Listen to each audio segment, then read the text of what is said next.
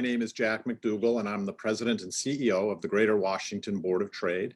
Welcome to the 2020 Capital Region Transportation Forum, and thank you for joining us today.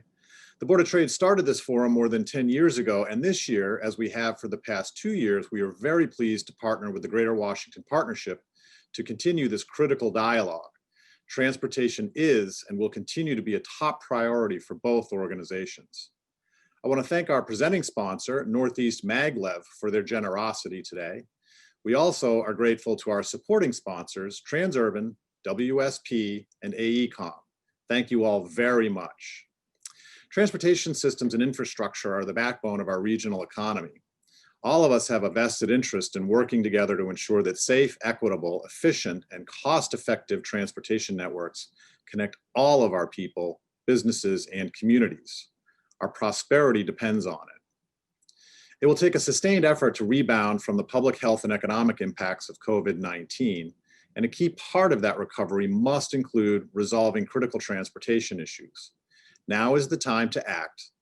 Public-private partnerships, major projects, workplace changes, transit, electrification, other new technologies, and so much more provide us an opportunity to reimagine transportation. Our region's leaders must continue working together to get the job done. Today, we will hear from transportation leaders from DC, Maryland, Virginia on the current state and how they are building our transportation future. We are pleased to host them for this discussion, and I want to personally thank Director Marootian, Secretary Slater, and Secretary Valentine for their efforts. With that, let me introduce my co-host for this event, JB Holston. JB joined the Greater Washington Partnership as its new CEO earlier this year. JB, welcome and welcome to the region. Thanks very much, Jack, and thanks for having us co-host this great event again this year. This is my first and hopefully our last virtual version of these. I wanted to echo Jack's thanks to the sponsors and to the speakers. It's going to be a great conversation today. Thanks in particular to Northeast Maglev and the supporting sponsors, WSP, Transurban, and AECOM. As Jack mentioned, regional mobility is an essential initiative for both of our organizations. Without an accessible, equitable, and interconnected transportation system, the region can't achieve its full inclusive potential. Hopefully all of us can agree about how fortunate we are at the exceptional unity that the leaders in the region, including those speaking today, have shown through this crisis, ensuring that we have safe carrying capacity throughout, that the frontline workers are safe, that we continue regional collaboration and work together on shared visions to implement the Capital Beltway Accord as one example of work that has been done collectively to fix the region's worst roadway bottleneck, the American Legion Bridge that was announced by Governor Hogan and Governor Northam at this event last year. The partnership being shown by the region's leaders to plan for a transformed and more competitive regional rail system, as is being done through the Capital Region Rail Vision that Jack and many other key regional stakeholders are supporting, is another example of the great work that everyone here collectively is doing on behalf of the region. We think this work and these collaborations are essential to ensuring this region becomes the most attractive and inclusive economy in the country, and we welcome the opportunity to participate today.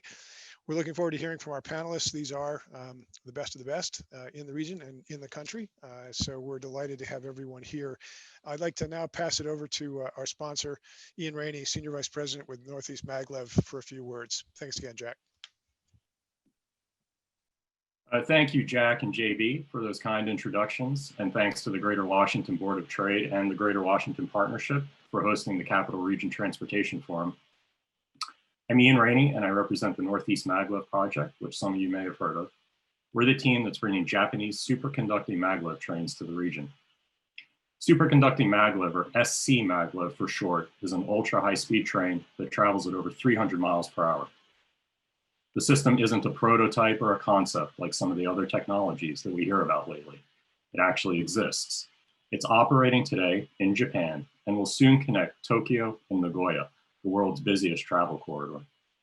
It'll be a game changer for our region too.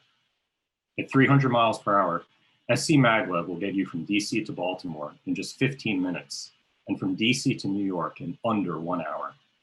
You could literally wake up in Georgetown and go to work in Midtown. The project will take over 20 million cars off the road a year between DC and Baltimore alone. That prevents an untold number of accidents and eliminates millions of tons of greenhouse gas emissions. It will also create hundreds of thousands of construction and long-term jobs, and it will add billions of dollars to regional GDP. More than any time in the past decade, we need this kind of stimulus for our economy. To be sure, we absolutely support a holistic approach to enhancing all mobility options on the Northeast Corridor. That includes better roads, reliable air travel, and ensuring that our existing rail infrastructure is in a state of good repair. But we also need to look at the longer term and think about our global competitiveness and about which investments will ensure that the Northeast Corridor retains its economic vitality well into the future. And so we're working now with the federal government, the state of Maryland, and the district, and a number of other stakeholders to make the SC Maglev project a reality. We've made significant progress. To date, over $50 million in federal grants have been awarded to this project. That's in addition to more than $100 million in private funding that's been invested. The state of Maryland has granted the project a railroad franchise. The government of Japan has pledged to provide significant financial support for the construction of the DC to Baltimore segment. And perhaps most important in the near term, we're conducting our environmental impact statement for the DC to Baltimore segment. We expect that process will be completed by early 2022. Once it is complete, we can segue into construction. The project simply wouldn't be possible without the tremendous support and cooperation of our government colleagues at the federal level, but more importantly, at the state and district levels. And so I'm especially honored to introduce the morning's first panel. Shannon Valentine, the Secretary of Transportation for the Commonwealth of Virginia, Gregory Slater, Secretary of Transportation for the state of Maryland, and Jeff Marootian, Director of Transportation for the District of Columbia. These three leaders are overseeing some of the most dynamic projects and tackling some of the most complex transportation issues in the country during what is an historically challenging time. I hope we can get their insights about the future, especially in light of COVID, a change of administration, and possible new transportation legislation, including a reauthorization of the FAST Act. I personally have the privilege of working with the district and Maryland Departments of Transportation, both of which are closely involved in the SC Maglev project. It's a pleasure to work with such dedicated and professional staff. I commend our panelists and appreciate their leadership of their respective departments. I'd like to turn it over now to the moderator of the next panel, Tanya Snyder. Tanya covers transportation issues for Politico. Thank you again to the Board of Trade and the Greater Washington Partnership. The Northeast Maglev has been a member of the board for almost a decade. We're extremely proud of this relationship and we're honored to sponsor this event. Tanya, over to you. Thanks, Ian. Thank you all for joining us. I'm Tanya Snyder. As Ian said, I'm a transportation reporter with Politico. And while I mostly cover federal policy, I'm a DC resident and have been for 20 years. So what happens right here in the DMV matters to me a lot. And I know it matters to all of you. The Greater Washington Board of Trade and the Greater Washington Partnership have invited 3 top decision makers for our region to talk about the challenges they're facing amid the coronavirus pandemic, the ongoing gridlock on Capitol Hill when it comes to infrastructure investment and COVID relief and more. So we have with us the leaders of our Capital Region's Departments of Transportation, Secretary Shannon Valentine of Virginia, Director Jeff Marootian of DC, and Secretary Gregory Slater of Maryland. Thank you all for being with us today. And a note for the audience also before we begin, if at any time you have a question for the panel, please type it into the Q&A feature. We'll get to as many questions as we can. So to start off, 2020 began with a lot of excitement here in the region. Major projects like Long Bridge and the American Legion Bridge were getting off the ground. We had dedicated bus lanes coming online. Transit ridership was up. Then the pandemic hit and our transportation departments had to shift into crisis management mode. At first, for many of us, it seemed like maybe we just had to hit pause on everything for a few weeks, and now it's been 8 months. So I wanted to ask all of you, starting with Director Marootian, and going from there, to just walk us through kind of a DOT secretary eye view of these last 8 months, what it was like at the beginning to just grind everything to a halt, and how you have figured your way back to leading departments with some semblance of normal operation and productivity under COVID. Sure. Thanks, Tanya. Good morning, everybody. And thanks to the Board of Trade and the Greater Washington Partnership for hosting this event. This is one of my favorite events of the year when we're able to do it in person, and it's great to be with everybody virtually. This has been a challenge for us here in this region, for all government executives, I think, across the country.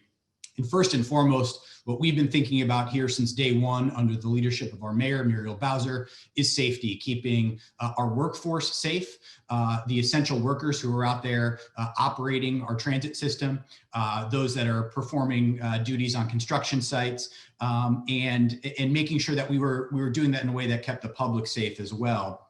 And our priority has been ensuring that we're able to continue to provide those essential services, to keep pace on some of the critical construction work that many in the region are depending on, and to ensure that everybody is safe in the process. And so when we started this, of course, back in March, nobody knew the duration. Nobody knew that we would still be here in November dealing with it. So it's really been for us a day by day, week by week assessment.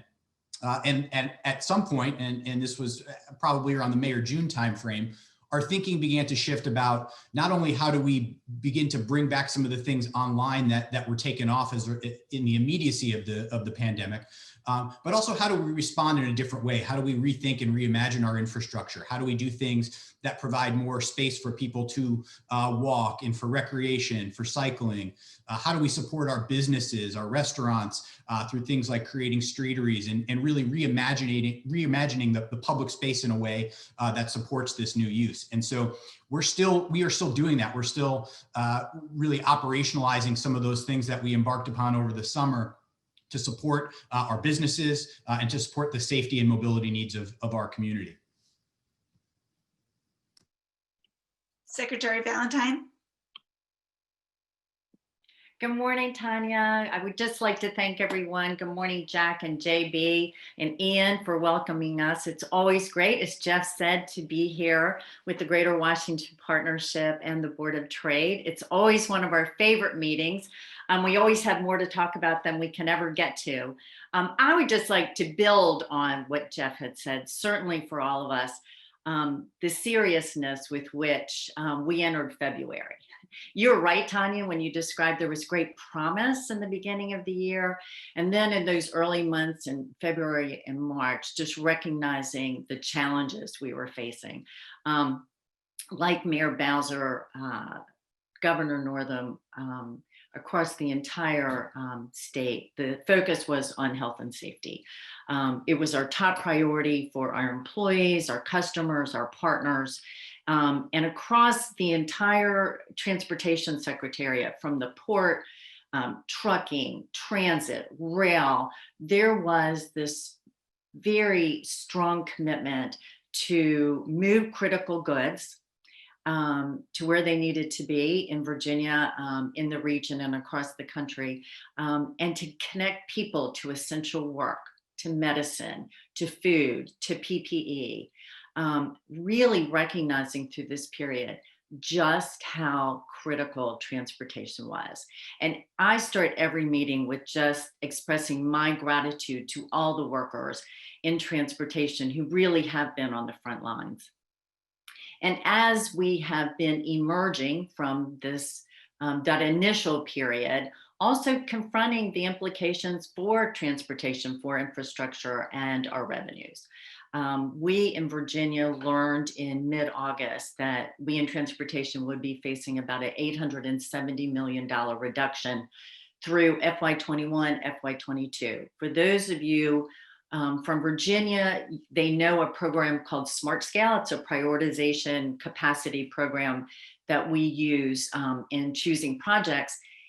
In 1 2-year period, the most recent round of Smart Scale, for the entire Commonwealth, the amount of funding was $850 million. So for us, facing that kind of reduction is incredibly serious.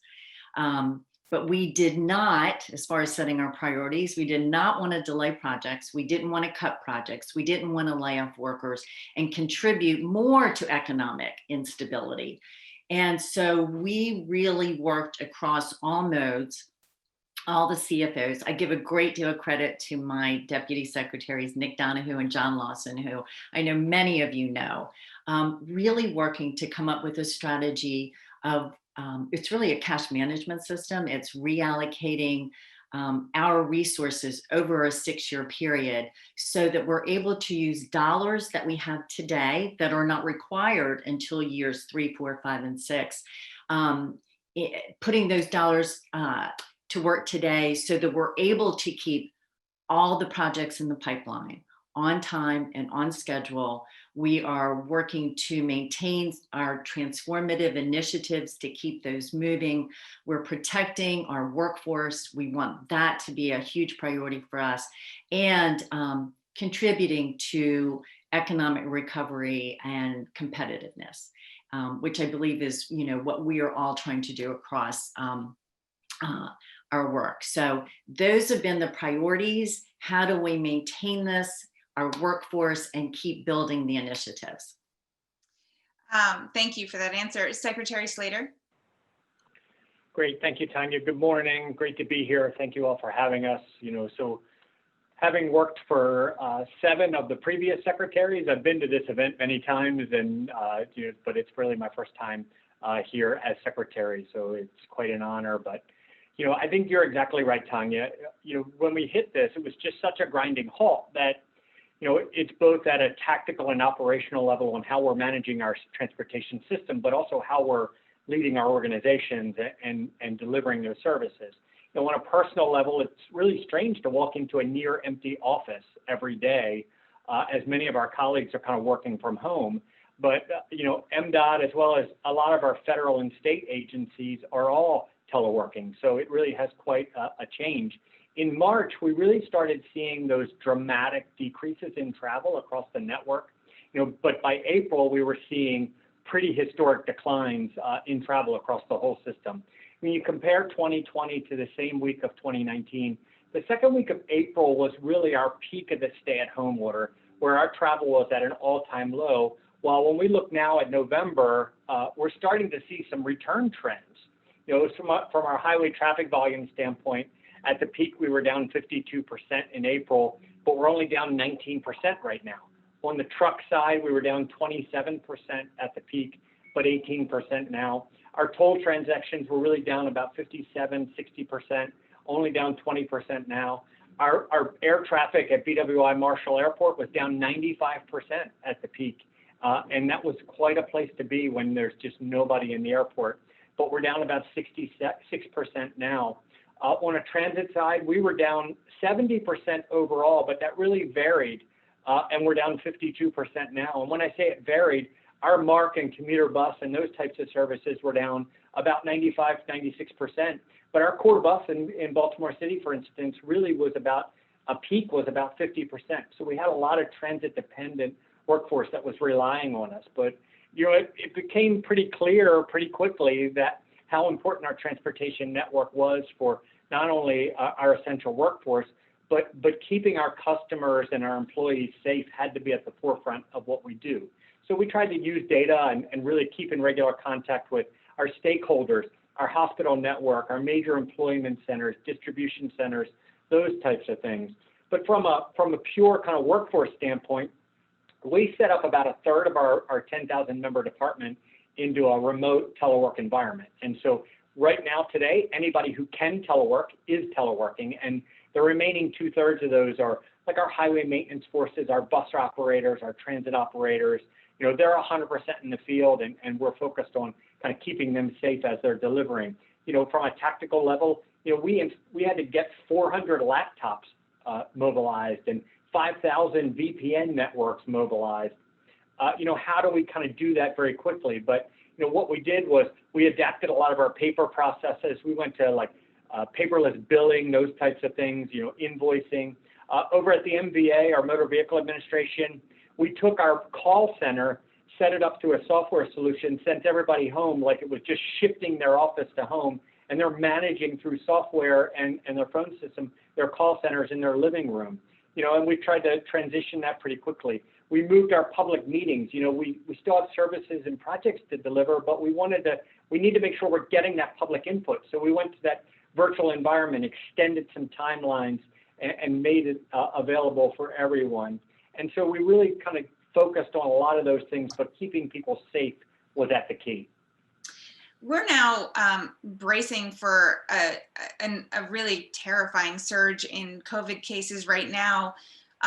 How are you preparing for possibly another shutdown, lower driving activity, return diversion to transit? How are you kind of getting ready for the winter? Whoever wants to start.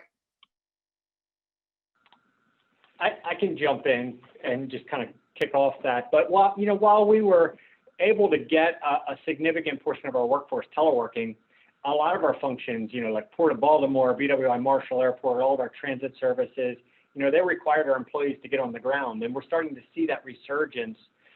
So we need to make sure that we're giving them adequate protection. For instance, on the transit service side, providing above and beyond what you think the demand is, so that people can safely get on the bus and spread out and those types of things.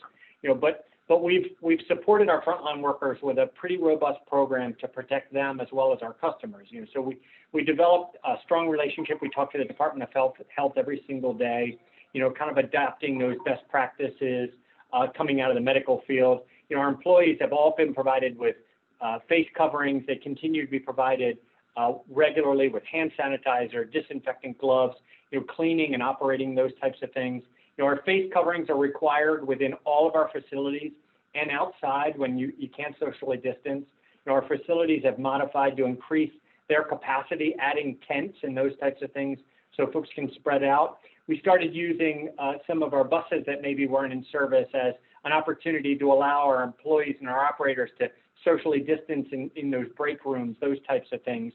And so we perform health screening of our employees, our customers, our visitors every single day. We ask them about recent contact. We ask them how they feel, those types of things. All of our facilities today have enhanced cleaning and disinfectant with CDC guidelines twice daily. For instance, BWI Marshall receives a nightly enhanced cleaning where we fog the entire facility. And so we've also added recently all of our facilities reviewed their air filtration capacities. And so they've increased. So, we're continuing to look at those MERV ratings and those types of things to make sure that we have a safe environment. So, what we want to do from a transportation service perspective is one, make sure we protect our employees so that they can deliver their services every day. But two, the services that our customers need, make sure that they can feel safe and that they are safe using them. I want to ask, and maybe you, Director Marootian and Secretary Valentine can address this as well, kind of how your thinking has changed about the transportation needs of your state or district, not just during the course of the pandemic, but beyond, how you are thinking differently about the kinds of transportation infrastructure we may need in the future, even once the virus is under control. Go ahead. Oh, I'm sorry, Jeff. I do, just to build on what Secretary Slater had just mentioned, but we are all going through that process, gearing up right now. We have learned a lot about this virus. I believe we've learned about how we can conduct our business. It really is and how do we manage health and safety and serve our customers and protect our employees through this. So that we are able to sustain business and operations and provide essential services. So we're at this point now where I think that's very, very important. And how well we do that is going to be how we're able to establish trust and to really build that kind of relationship as we build back the need and public transportation. So how we do it really matters. And so anyway, I think Greg, for that very thorough explanation of what we're all trying to do. Your question about, how has it shifted our thinking about transportation? And for me, I don't know if it's been as much a shift as a reinforcement for just how important transportation is. For those of us participating and listening today, we understand the role of transportation, but for me, it really made very clear just how fundamental our place is in people's lives and in the economy. And part of that focus has really been on the importance, almost the integral component of having a multimodal system, having those multimodal connections that include not just our highways and roads and bridges and tunnels, but really the rail, the commuter rail, the transit. In Virginia, we have 1,600 miles of paths and trails, and how we can adapt that system and integrate that system to really serve people and to make those really important connections for them, those mobility decisions. I want to make sure that everyone gets a chance, and we've got so many questions coming in. So Yes. I'm gonna cut you off there and ask you to kind of keep your answers succinct. But Director Marootian, I wanted to get to you as well. Sure. Well, I would echo exactly what Secretary Valentine just said, that the pandemic on some level has underscored the urgency of a lot of the thinking that we were doing before. And for us, it's given us a platform to focus specifically on things like dedicated transit infrastructure, car-free lanes, bus lanes. Here in the district, we recently completed several bus lane projects. We've got a big one on 16th Street Northwest getting ready to start very soon. We've also installed more bike lanes than we've been able to do before, and we've got a fairly ambitious list over the next couple of years that we intend to execute on. And that's something that we were planning before the pandemic, but the pandemic has really given us that sense of urgency to act. Great. We've got some great questions from the audience. I wanted to get to one asking about innovation on Metro. How can each of you comment about how we can bring innovation to WMATA and address the long due capital improvements?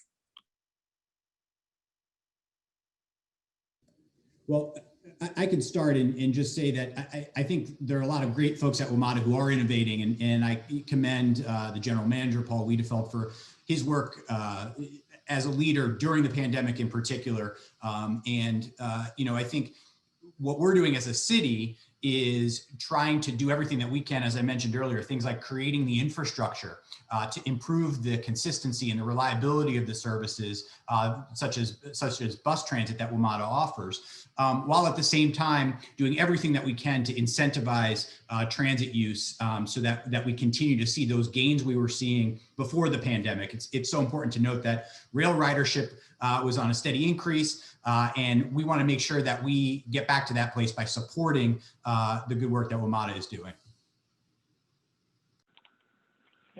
Absolutely. Let me kind of add to that. I think WMATA and that whole team, including general manager, have done a tremendous job in a pretty difficult situation today. I've worked with Paul not only at Metro, but when he was in the MTA in Baltimore and when he was at Maryland Aviation. So I've worked with him, and he's always been a little bit of an innovative thinker. I think when it comes to innovation, what's really tricky today is our planning horizon is very different as things are kind of changing and challenging. It's not as much of a certainty as it used to be. So we have to really, be open to new ideas and really be open to bringing in some of that innovation from the private sector, but also the innovation and creative ideas that could come from the people that use Metro service, and really kind of opening up that dialogue so that we can listen and really kind of focus on how we can bring those partnerships together. I think where the innovation in my mind is going to come is, one, thinking about the entire network, that kind of door-to-door travel situation, and how WMATA can be part of that network, but also feed into other networks as people and goods need to move around. But it's really about kind of being innovative and thinking openly, not only from the private sector as they're bringing in these new innovations, but also bringing in the ideas from the people that use our service every single day, because how we get better and how we bring in those ideas is really listening to them and what they need. At the same time, it's really important that we think innovatively, but also don't get away from our core mission. That metro rail, that metro bus system, that's really valuable. How do we kind of think about that in conjunction with an old network? I don't think I can add to that. I think we're all, I will say that the pandemic has actually given us an opportunity to accelerate innovation and to think more creatively through this process. And what we as a Commonwealth and Maryland and DC, how can we support that? That kind of collaboration, I believe, has really been recognized through this challenge that we're living through. There's a question also about safe places to walk and bike during the pandemic. Demand for safe places to walk and bike has skyrocketed during the pandemic, with people needing places to get out for outdoor exercise and also needing room to walk and bike safely in crowded areas while social distancing. How have your jurisdictions addressed that need or supported local governments in addressing that need? Well, I can start on that one. In the district, we, in the spring, announced several different initiatives with that goal in mind, to create safe spaces for people who needed to not only be socially distant, but also who needed clearly more space, as we saw more people biking than ever before, people walking across our city. And so the mayor announced, as a part of our Reopen DC task force, that we were creating a few different initiatives, slow streets being one of them, along with lowering the speed limit. We lowered the default speed limit to from 25 to 20 miles per hour. We also created a slow streets initiative where we further lowered the speed limit to 15 miles per hour on upwards of 30 miles of roadways across the district, to create that safer space for people to utilize the roadway. And this is one of the efforts that we're currently evaluating and looking at what the long-term viability of something like this is beyond the public health emergency. We did a very similar thing, but what we wanted to do mainly was to kind of have those issues locally driven. So what we did was we created a process where local governments, whether it's a county or municipality, could come to us and say, hey, we want to open up this street to a safer environment to get people out a little bit more. And we've created a permit system where we did that, where we can kind of take away street parking or take away a travel lane or close a roadway for a weekend or something like that. And we've had some varying kind of instances where that has really worked. I think, that's really the short-term issue of getting through COVID. But I think, from a long-term perspective, it's really important that we create safe places for people to bike and walk long-term as well. I think, if you look at what, especially in this capital region, what COG and TPB did in terms of laying out that Capital Trails network, I think that gives us all a great blueprint on some things. But what I think what this COVID issue has done to us is shown us that we can shut down some of these streets. We can do some of these things, and it's not so catastrophic in the region, and people tend to adapt and they go around and they move. I will just add, that is so true, that, what COVID has done is showed us that we really can respond and be flexible in solving these access problems. From the longer term perspective, as we pointed out before, we know and we knew that pedestrian and bike paths and trails have been an important and growing mode of transportation. And when we were talking about the promise of the early days of 2020, we in Virginia were able to pass during the General Assembly session an omnibus transportation bill. And while there are many important elements in that legislation, one that often gets overlooked is that it was a commitment, a blueprint, a value statement that the Commonwealth is committed to a multimodal transportation system. And it funds all modes in a very open and transparent and stable way. So I think making those longer term commitments and knowing that, and then being able to adapt, I think that's what we're learning. I wanted to ask also, coronavirus is not the only crisis that's convulsed the nation this year. We've also experienced a reckoning on race and equity that on the surface is much more about policing than transportation. But as you all build infrastructure now and for future generations, I know that you're thinking about how infrastructure can lift people up if done well, and how, if done wrong, it can harm communities. So I wanted to ask how you center equity in your work. We can start with Secretary Valentine. I haven't been able to get to the mute button as quickly as my counterparts. Yes, when it comes to equity issues, I do believe that there are many decisions, but one commitment.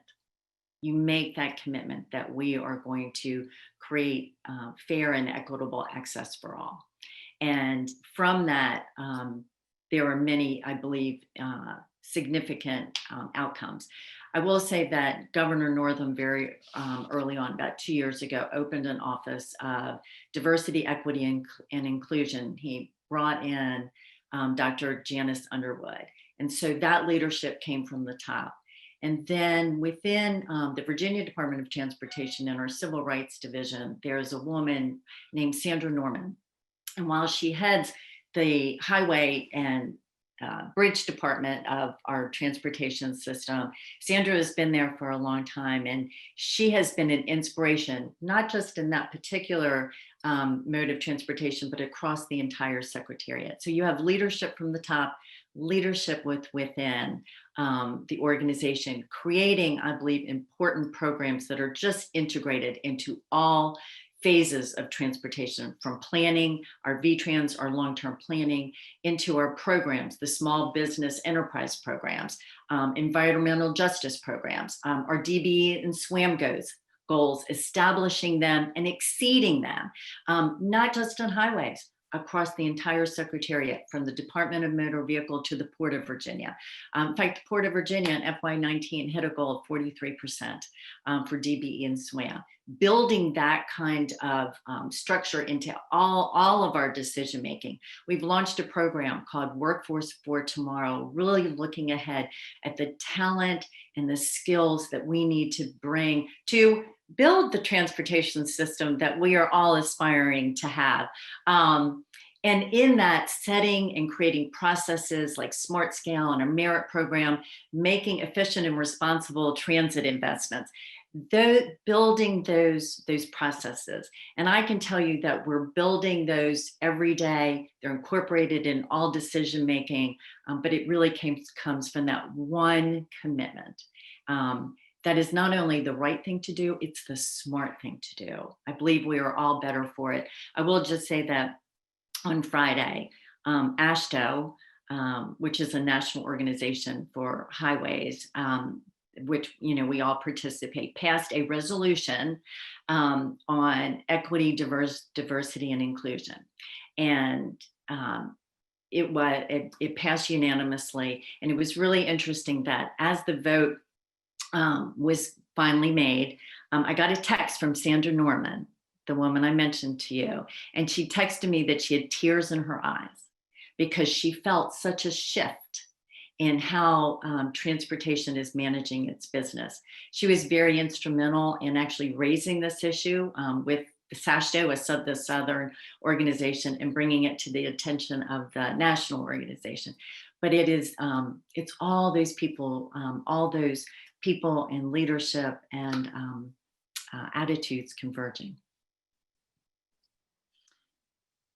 We're getting a lot. Oh, go ahead, Director Marootian. And we're getting a lot of questions about specific projects too, and I want to make sure I get to all of those. But I'm very interested in your answer.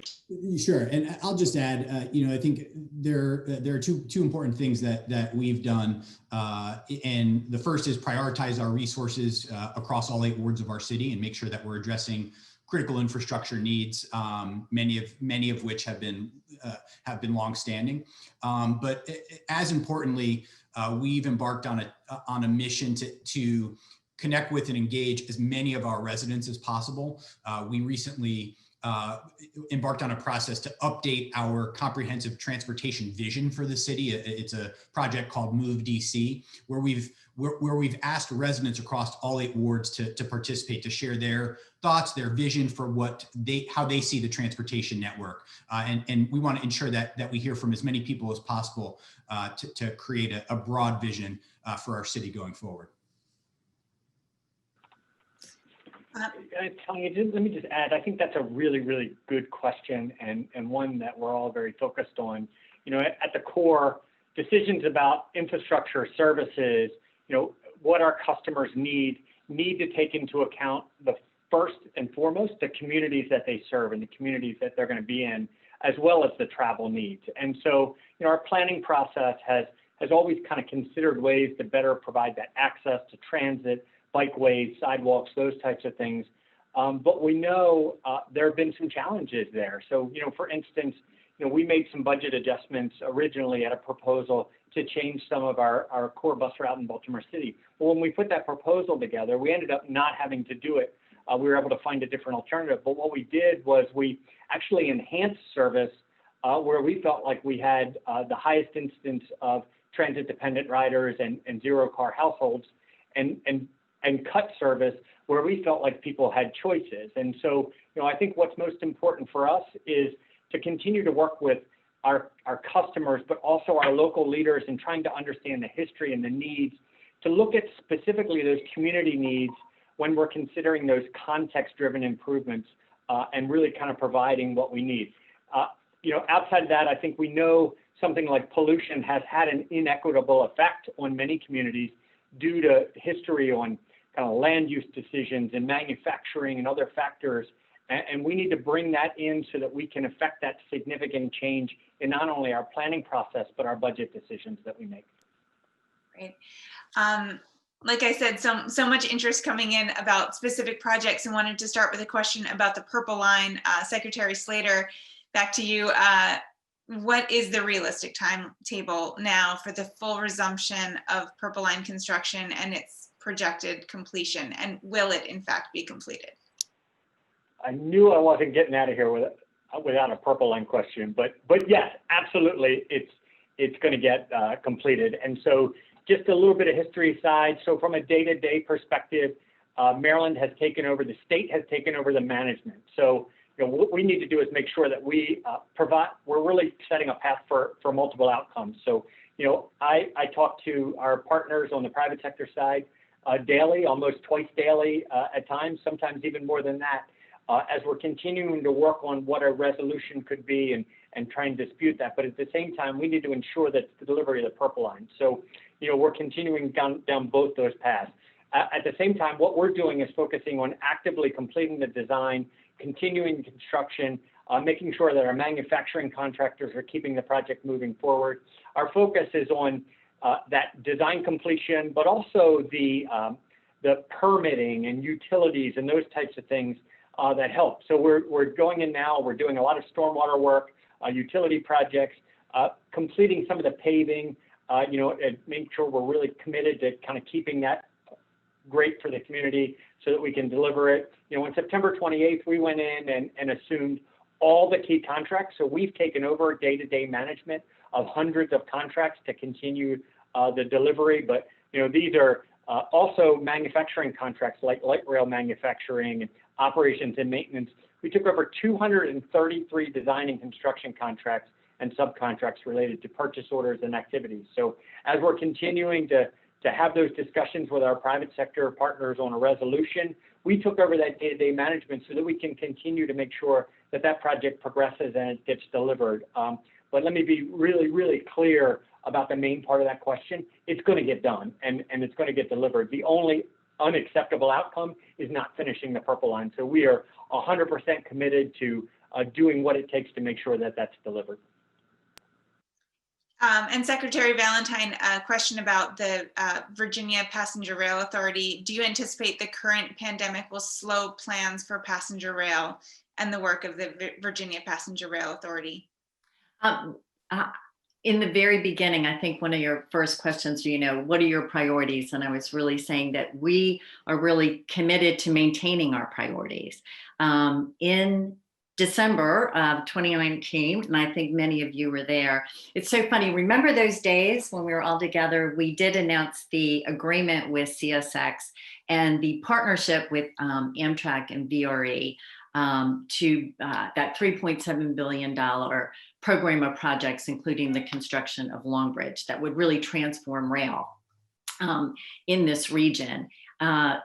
Since that time, we have been managing many, many moving parts, working with CSX. We're getting weeks away from the definitive agreements, the agreements with Amtrak, who's committed $944 million to the program, the commitments and the contract with VRE. We are working with our federal partners.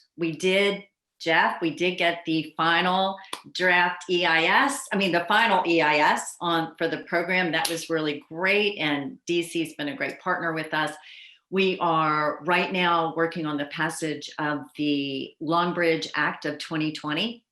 It is allowing a rail bridge to be built across National Park Service land. Turns out you can do that with highways, not rail.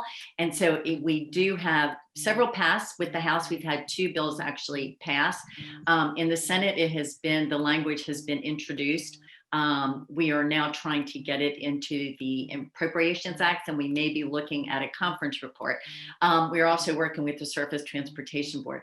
All of these pieces, this last year of my life has really been about managing these commitments and trying to, finalize them through uncertainty. It has been one of the greatest challenges of managing all of this, knowing we all have the commitment to get this done, but being uncertain about, finances, revenues, demands. And so that's been a real focus for us. We are still working with that 2030 deadline of trying to get through phase 2. So we are moving forward. And can I just say that I really thank the Greater Washington Partnership and the Board of Trade for their tremendous support for this.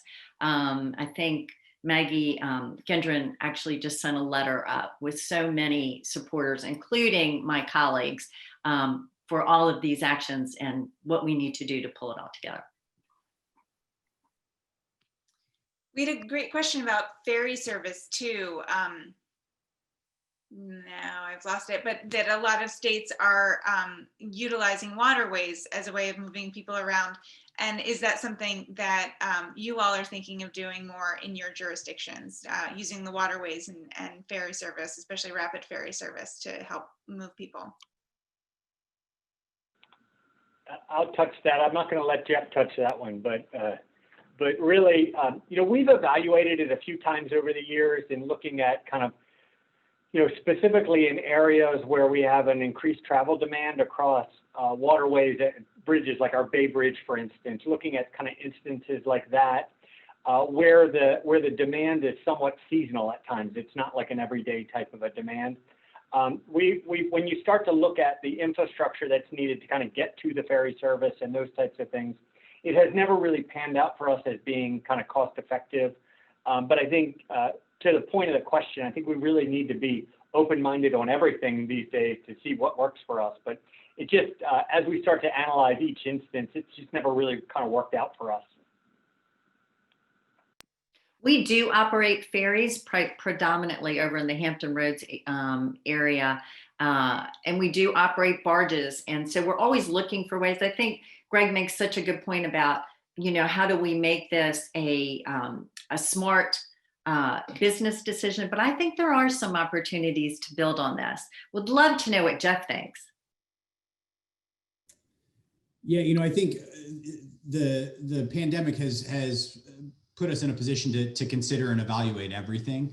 And, for us, our commitment really in the district is to utilize this opportunity to accelerate construction projects like our Frederick Douglass Memorial Bridge project, which is more than just a bridge. It's actually also fostering bicycle and pedestrian connections that we just haven't been able to do before. And so I think there are those kinds of opportunities out there, and we shouldn't take any of them off the table.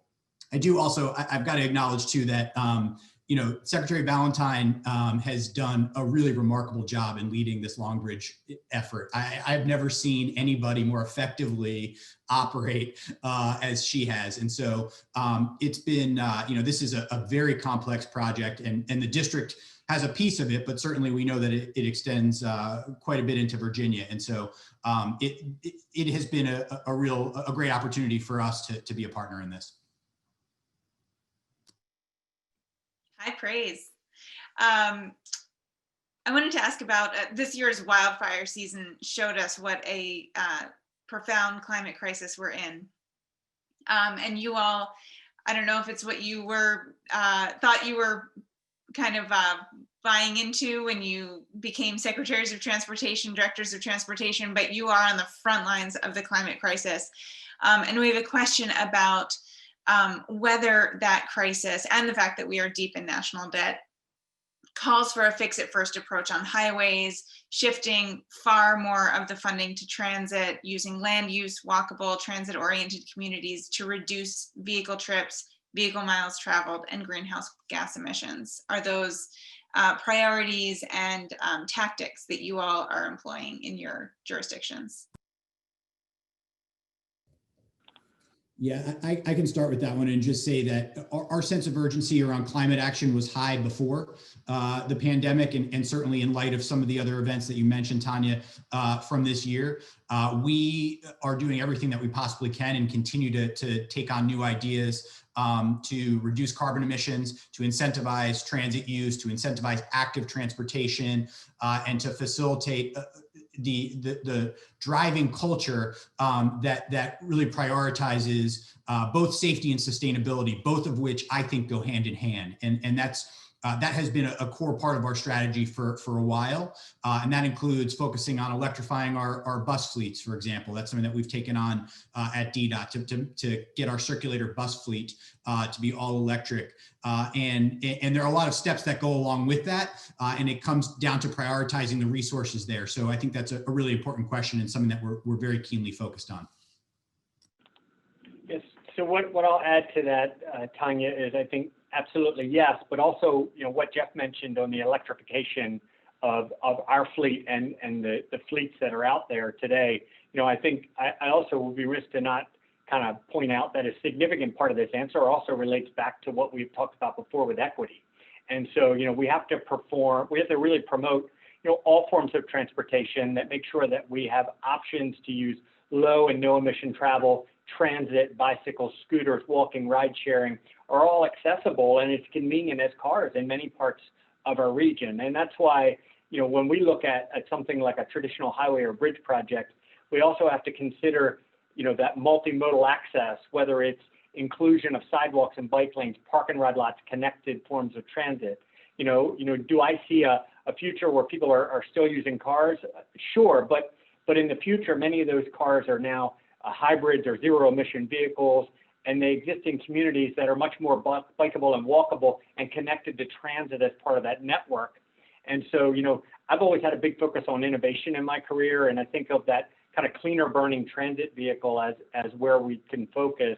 And we're adding that to our fleet today. We're also looking at fast charging stations for electric vehicles, projects such as kind of our wayside energy storage systems that capture and store energy for our trains as they apply brakes coming out of our West Cold Spring Metro subway link. So, we think that future is a lot to do with electrification as we try and tackle some of these issues. But the improved infrastructure, commitment to multimodal access will help us greatly reduce those emissions at the same time. So, the other piece that we probably haven't talked about a lot today is teleworking coming out of this pandemic is going to be very different. And so that's going to help us with some of that footprint as well. Speaking of reducing emissions and innovation, both of which you touched on, I wanted to get a status update on the Loop project between DC and Baltimore.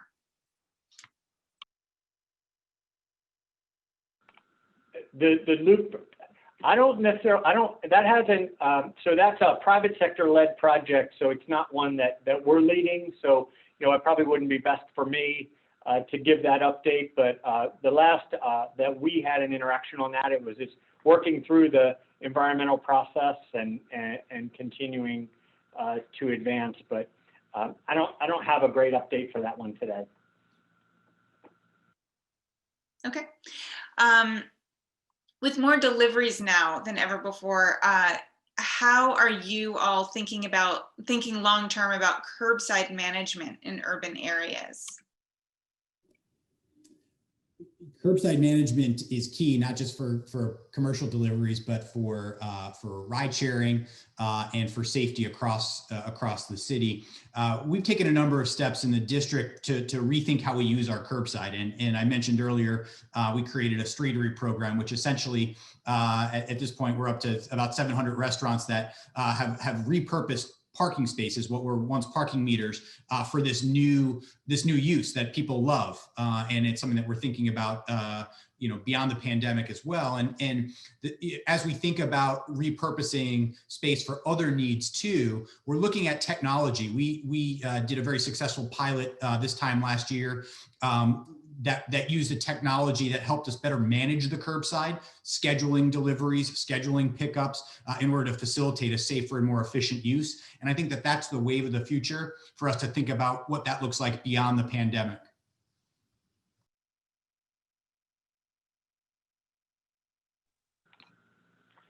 So from Maryland's standpoint, I think it's been an evolving topic for us where, so you think about traditionally where we've set up. So, on the state highway side, they manage all those big state roads, but we didn't traditionally own those roads in the pure urbanized areas like DC and Baltimore. But as that started to expand, one of the more significant challenges that I had when I was in the state highway administrator seat was to rethink the way we designed and built those roadways in those urbanized areas. We had a whole system of really urban arterials that were set up for high-speed commuter traffic where the land use has completely changed, and they need to be more kind of bikeable, walkable communities. And when you think about that door-to-door type of a travel, but also that door-to-door delivery piece, we needed to make sure that we were bringing that context into redesigning those roadways. I think that there are two real kind of poster childs that I use for that. One is Route 1 in College Park, and we're in the process of redeveloping that area now. The other one is Maryland 97 in Montgomery Hills inside the Capitol Beltway. Completely is a roadway that needs to completely change its function and look and feel.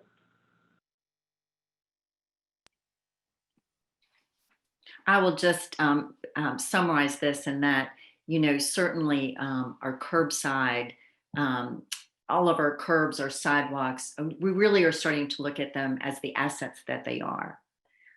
So anyway, even over at the airport, the parking lots can be empty and you cannot get to well, again, remember 2019?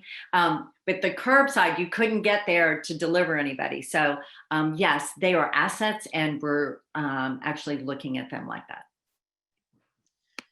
We only have a few more minutes, and I wanted to ask a little bit about a potential stimulus. There hasn't been dedicated aid to transit agencies, state and local government since March. We're now in November. The federal government has been really stuck on COVID negotiations for a long time. If one comes together either in the lame duck or in the new Biden administration, how would you envision a stimulus package coming together with a transportation and infrastructure focus? And how would you encourage federal leaders to think about that? What do they need to know from your perspective, from a state and city level, what it's like to implement those kinds of projects and how they should be thinking of it in terms of a way to help your communities recover from the pandemic, both economically and I guess mostly economically?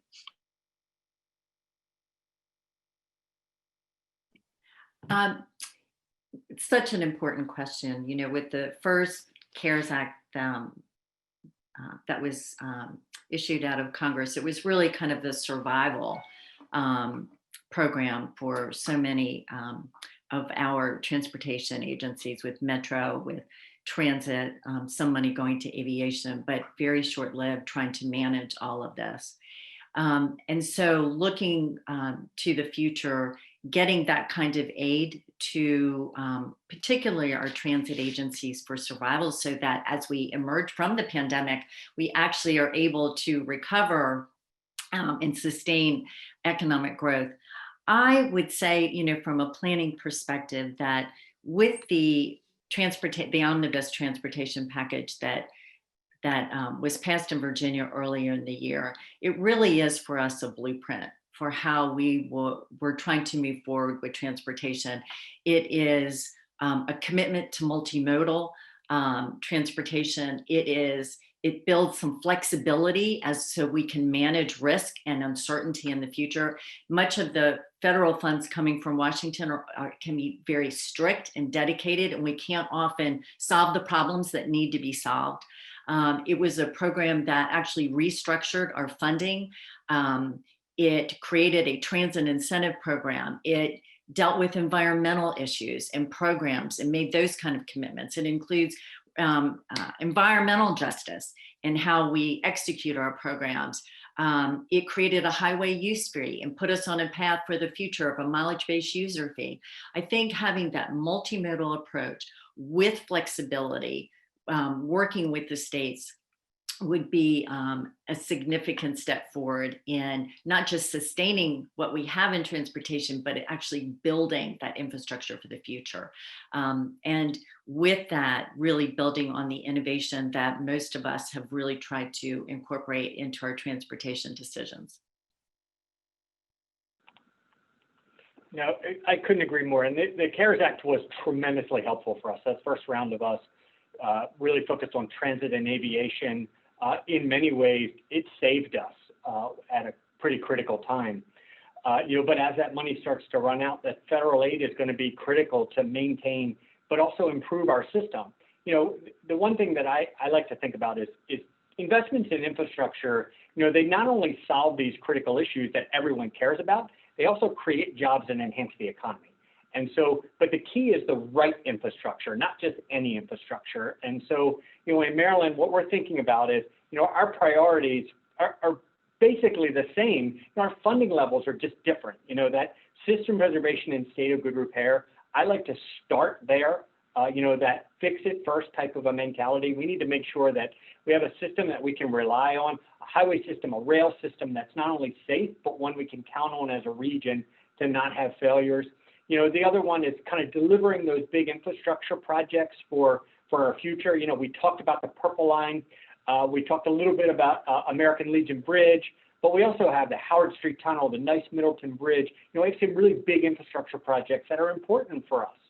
But when you're looking at an infrastructure package, it's important that we're thinking about a variety of things. So one is that fix it first, those big infrastructure pieces, how they move, but also building a shelf of development and evaluation projects. What's the system of our grandkids going to look like? Those planning investments, engineering investments, they need to start now.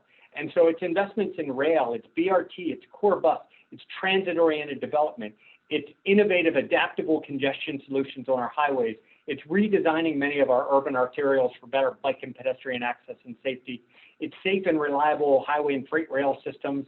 We need to lay that vision out now to have that foundation. And so, we need to address those, and we need that federal support to be able to do that. So what I think it's really important for our federal leaders to think about is make sure that they have that full range of infrastructure needs. It's not only infrastructure stimulus, but still need more COVID backstop. We need ongoing sustainable transportation funding. We had critical needs that were underfunded pre-COVID, so we need to think about that, because infrastructure is so important that we need to come together on it.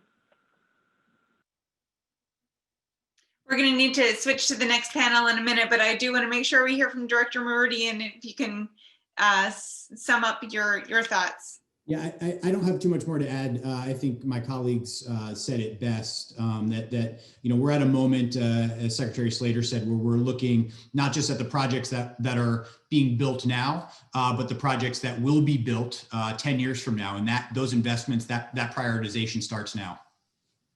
Wonderful. Well, that's all we have time for. Thank you all, Secretary Valentine, Director Marootian, Secretary Slater. Thanks so much for your time today and for all that you do. And thanks to everyone for submitting such great questions. I'm sorry we couldn't get to all of them.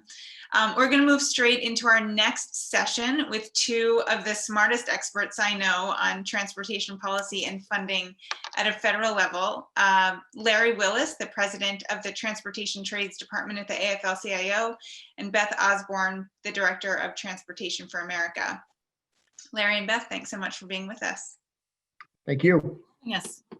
And again, if you have questions for Larry and Beth, please do type them into the Q&A feature. So let's just start with, it's mid-November. Congress hasn't passed a relief bill since March, as we were just talking about. Pandemic is still raging, getting way worse. We have 2 more months of the Trump administration before Biden and Harris take over. What are you expecting in the lame duck period in terms of funding or further investment for infrastructure and transportation, relief for transit agencies?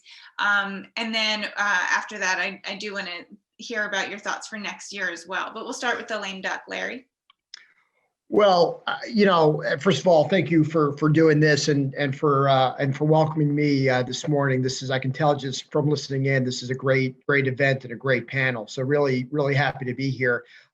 Look, on what can happen on a lame duck and COVID relief, something that we're very focused on. And, a big part of it, quite frankly, and not to be, too politically cynical here, but I think it's going to be up to Mitch McConnell to decide whether this helps or hurts him in Georgia. I think that, quite frankly, is the lens that he's going to view a lot of this stuff through, unfortunately.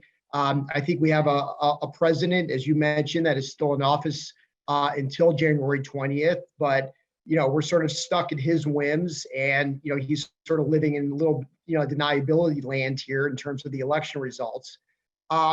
But with all that said, a COVID relief bill, broadly for this economy is urgently and desperately needed, and is absolutely something that we are going to continue to push. Aviation, transit, rail, all those got, good lifelines of financial assistance in the CARES Act. Aviation specifically, there's a payroll support program for frontline workers that has worked very well. Transit agencies today are hemorrhaging dollars and are threatening to lay off tens of thousands of workers at a time. Amtrak is already in the process of laying off 20% of its workers. And we have the ability right now to stem those job cuts and having people lose benefits, healthcare in the midst of a pandemic. There's a good House bill that passed earlier, actually 2 of them. The second, what they call the HEROES Act, had a lot of good transportation provisions. So they are teed up, there's support for it. And I think elected leaders need to put politics aside here and get that bill done in the lame duck before Congress leaves right now. So it's urgently needed. It's something we're going to be focusing a lot of attention on, to be sure. I think Larry put it very well. The circumstances that made it hard for Congress to come to an agreement on a relief package before the election continue. Some of it is definitely election focused and the election's ongoing because of Georgia, but some of it is a fundamental disagreement about the role of the federal government in COVID relief, and that's going to continue. So I do expect to see some action on the regular appropriations funding bills. I wouldn't be surprised if there are some smaller tweaks that are picked up quickly. My understanding is, outside of transportation, that reimbursements for telehealth appointments will expire before inauguration. So there might be things like that that they roll into an omnibus spending bill. But I think it would be very hard to do something in a lame duck. And then the question will be, how big of a relief package can we come to agreement on? And unfortunately for those of us in transportation, we're not the issue at the center of the debate, and we're not the determining factor about whether or not something gets done. We're collecting all the stories right now about the layoffs in transit. And my understanding is that this is an issue that both sides of the Hill thinks, transit relief is one of the easier issues to get to, but they can't get there. And so we're wrapped up in other controversy that's going to have profound impacts on essential workers who rely on transit to get to work, which is going to have profound impacts on those of us who rely on essential workers, which is all of us, because it doesn't help us to have access to a car to get to an essential service if the workers we depend on to provide that service aren't there. So that's in the lame duck, and then shifting to next year a little bit, how do you think we're still going to have, most likely, as you mentioned, Georgia's still pending, but most likely we are still looking at divided government, a slightly different, somewhat different balance of power, but still divided and still balanced. How do we, in such a polarized atmosphere, especially, get through that partisanship to get to a, we've got a bunch of priorities, COVID relief, stimulus, reauthorization, even just basic appropriations that we're going to need to do by the end of the year. I mean, and that's also a place where Congress could, if they wanted to, increase appropriations enough to include a little bit, at least a little bit of COVID relief. So how do we get through that that polarization? And I guess what are the levers that you think are promising, or the places where you see a potential to break through that partisanship? Go ahead, Beth. So I think we should be exact about where the partisanship often lies. On the topics of a lot of the transportation needs we have, there's a ton of agreement. It's about the spending associated with it. Like, we can agree with the outcomes or the projects that need to be built or the need for money. The disagreement is about how much to spend and how to spend it.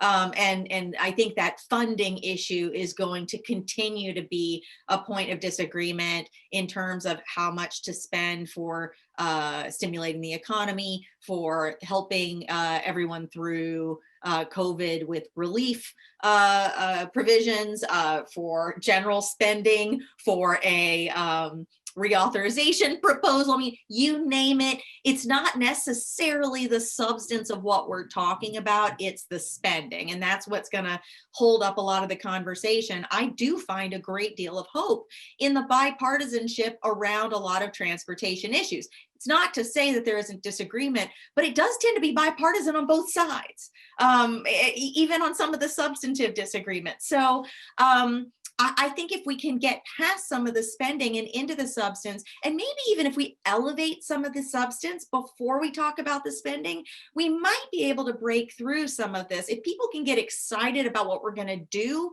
the spending conversation becomes easier. I think in transportation, we've undermined us to some extent in starting with give me more money, I'll spend more money, rather than saying, I want to do this. Are we excited? Now let's talk about how to pay for it. And maybe that's just my wishful policy self-thinking, but I do, when people try to sell me on things, they probably should start with what I'm going to get, not how much I'm going to spend. That's just not good salesmanship. Yeah, and look, I do think, we've always believed that transportation and infrastructure investment can and should be a bipartisan issue. And I do think there are elected leaders up on the Hill that want to do something. And again, we can sort of disagree on the exact way to do it and how to fund it. But the needs out there are real. And I think everyone, regardless of political affiliation, understand that. As far as sort of thinking about ways and strategies to get over that problem, what we've tried to do, and as a group of 33 unions that sort of cover the waterfront on transportation, reminding elected leaders that there is a real cost here in failing to invest. Putting aside report cards and grades on bridges, that's all good messaging and data. But what we try to remind elected officials of is both from a commuter, passengers, frontline workers, all having to deal with deteriorating transportation systems, stuck in longer commutes, subject to unsafe working conditions, economic uncertainty on where companies are going to invest. All those have a real cost that I don't think gets talked about enough. And I think from our perspective, we want to bring the face both from a worker and passenger to those debates, and hopefully that will break through some of the political inertia that to date has really prevent us from making the right level of investments. We saw the Trump administration come into office with a lot of promises of infrastructure investment. They did put out an infrastructure proposal, which the president himself kind of immediately threw in the wastebasket. They never actually put forward their own proposal for a reauthorization.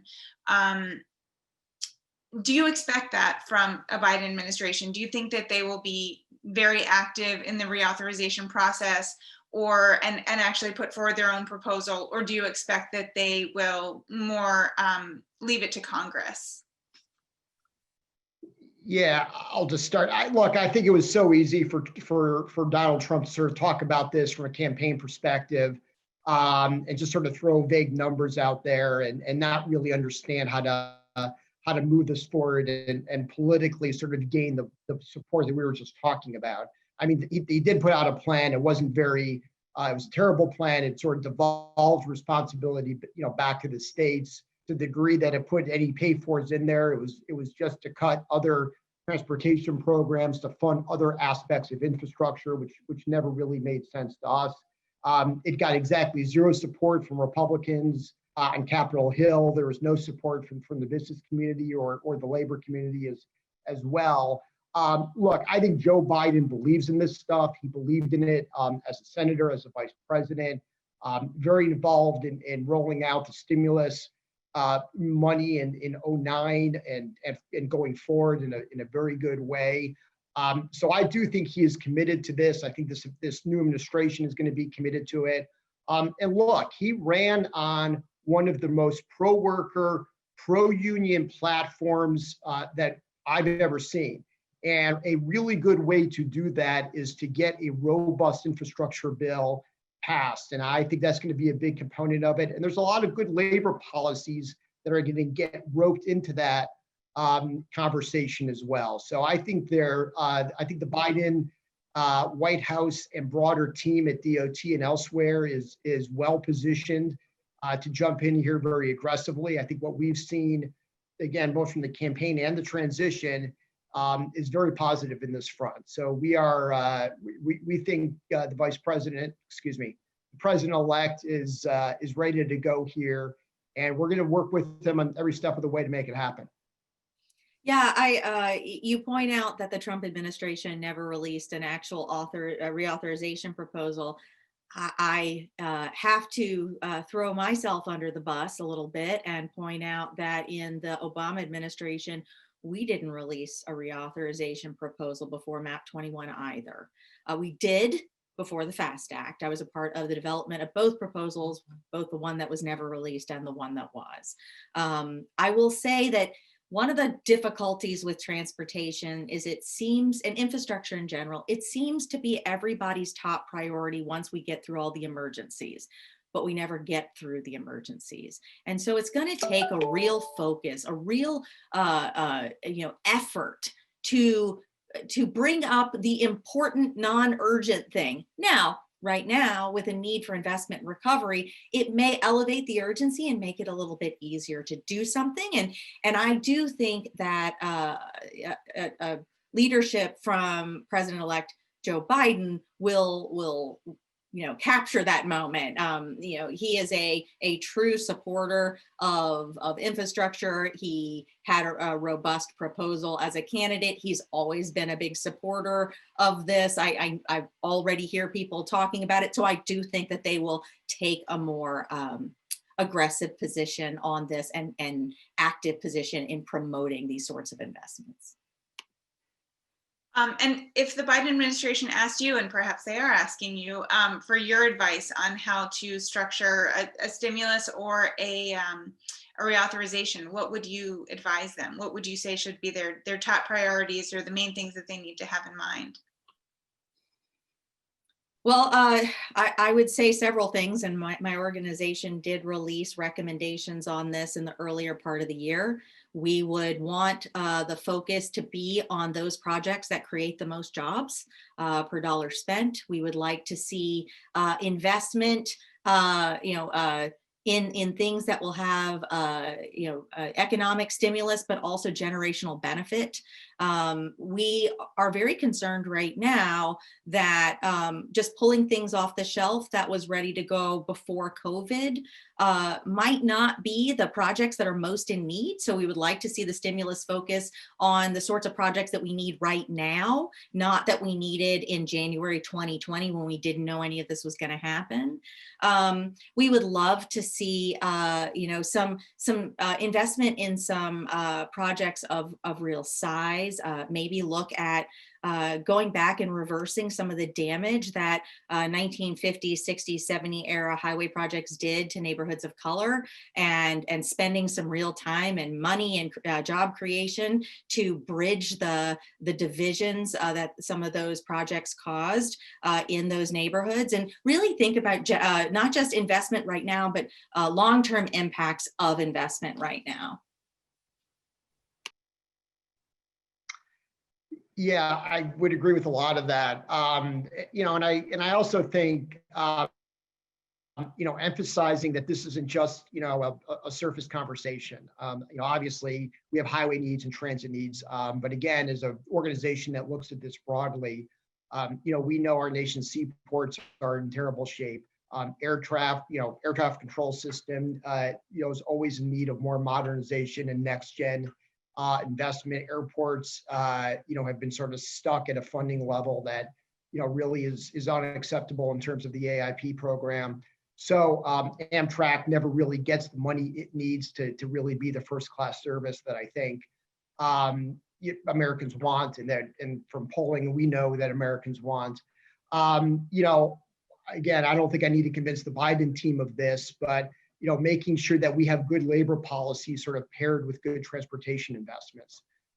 We know, for example, that robust Buy America rules and enforcement of those rules are going to make sure that as we invest in infrastructure and rolling stock, that we're creating good jobs here, and thinking about innovative and new procurement ideas to combine with Buy America rules is something else that we need to think about. Making sure that we have good prevailing wage application, transit labor protections, rail labor protections, all those things combined make sure that our investments are really doing what we want, which is to make good middle class jobs, not just any type of jobs, as we make these investments. And on the tactic side, those are sort of policy to-dos, and sort of Beth mentioned this, and I mean, she's right, that thinking about how DOT and a White House can help influence the process up on Capitol Hill, I would urge a White House and DOT to really engage in this process. Obviously, putting up a re-auth bill is one way to do that. We supported the Obama team when they did that around FAST Act. But just generally engaging politically and making sure that you are equal partners at the table, and protecting your interest in this process is critical. And quite frankly, there were times in the Obama era, especially with MAP 21 and some of the other non-surface bills, where that didn't occur. And I think some of the democratic values got left out of those final pieces of legislation. So, not just leaving up to Congress. They have an equal footing in this debate. Put out a bill, I think that's good, but be at the negotiating table and protect the interest that Joe Biden and Vice President-elect Harris ran on, would be my counsel to them from a tactical perspective. And I'll just say, I could not agree more with what Larry just said. The White House and administration has a role to play and cannot hope to have its priorities in a bill that it won't engage in. They need to be a very active participant. And Larry also said something else extremely important, which when we get in these conversations about stimulus are often lost. And I just want to reemphasize, because he was so right to raise it. There's emergency need right now for transit, for Amtrak. And it's going to be hard to expand something that we allowed to contract and in rural areas to close. We focus a lot in the press on urban systems, and they're looking at cuts, which are terrible. But in rural areas, they're looking at ending And that's cutting people off from absolutely essential needs. So we need to preserve the system so we can grow it. It's a lot more expensive to have things be cut and fall apart and then have to rebuild it. Let's preserve it so we can then stimulate and add on. Congestion is down, and congestion is often an incentive for spending on and investing in both road capacity and also transit. Does reduced congestion, if it stays lower, especially, also reduce the justification for that kind of spending that you're talking about? I mean, is it hard to convince people that we need to spend more and invest more in Amtrak, for example, when ridership is down so low? I think that there's often been damage to our priorities and our needs by the over focus on congestion during peak times. It's definitely an issue, and it requires attention, but we also have huge state of repair issues that are just as important and continue today. The other thing is the work trip was always only about 20-25% of trips, and somehow we forgot about the other 2/3 to 3/4 of the trips that we really need to consider. And what's interesting, if you look at streetlights data about the way people are traveling, it's very different. But it has bounced back. It's just bounced back in a different way than we traveled before, in that we don't have a morning and an evening peak. We kind of have a morning where it ramps up very slowly throughout the day, grows much more in the afternoons, and then slows after dinner. But it's more of like a hill than it was a peak before. I think that this is a great opportunity to think more robustly about the transportation system, to think about a transportation system that connects people to non-work necessities like medical care and school and banks and healthy foods and other retail that are absolutely essential. Transit should be serving those trips as much as the work trip. The roadway system as well. Many of those trips are short and can be accommodated both in and out of a car. I think this is a great opportunity for reshaping. And if you look at how the American people voted, 70% of those transit initiatives passed on election day because everyone recognizes, our voters recognize that this is a part of coming back from the COVID pandemic and building a strong economy. So like I said before, it is more practical and more efficient to keep everything running during an emergency of the century, so that we can rebuild when things come back, rather than allowing everything to fall apart and having to rebuild from scratch. Yeah, I agree. I mean, look, demand's going to come back. Obviously, there's been good news on the vaccine front, and none of us really know exactly how this public health pandemic is exactly going to end or get mitigated in a significant way.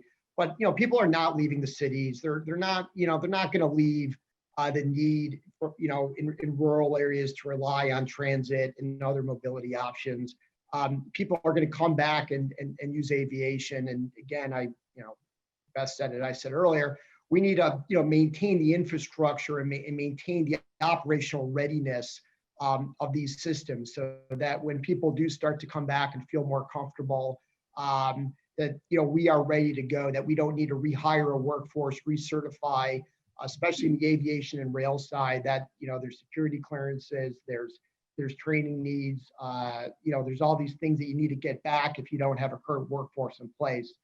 So I think maintaining our readiness there and being able to take advantage when the pandemic stops or at least mitigates a little bit, is absolutely what we should be thinking about. Well, our time went by fast, and that is all that we have time for today. Larry and Beth, thank you so much for sharing your wisdom and expertise with us today. And thank you all, everyone in the audience, for all your great questions and for being with us and for all that you do for transportation in the Capital Region. Thanks again also to Greater Washington Partnership and the Board of Trade for having me, and I will turn it back now to Jack and JB to close this out. Great. Thanks very much, Tanya. That was a great conversation. The time absolutely flew by. I think we're all appreciative of the great talent and skill that was represented. Just some quick thank yous. Thank you to the crew that put this on. As all of you know, events in a Zoom world are actually much more stressful for those who have to put them on than events in the real world. So thank you, Naja. Thank you, Jenna. And thanks for the rest of the folks on the team. Thanks to all of the frontline essential transportation workers who are keeping all of this going as we get through the pandemic. And then I just thought I'd quote one of in the chat, we had someone say to our first set of speakers, and I think it applies to all of them, thank you for your optimism, your public service, and your commitment. So thanks, everybody. It's been a great event. And Jack, let me turn it back to you. Great, thanks, JB. And yeah, just echo that and then thank everybody for joining us today. Really insightful conversations. Clearly, there's still much to do. So these will be not just ongoing discussions, but ongoing projects with definable outcomes that we need to keep pushing. Again, thanking our sponsors, Northeast Maglev, Transurban, WSP, AECom, all of our panelists, Jeff, Shannon, Greg, Larry, and Beth. Tanya, thank you so much for helping us get through all this.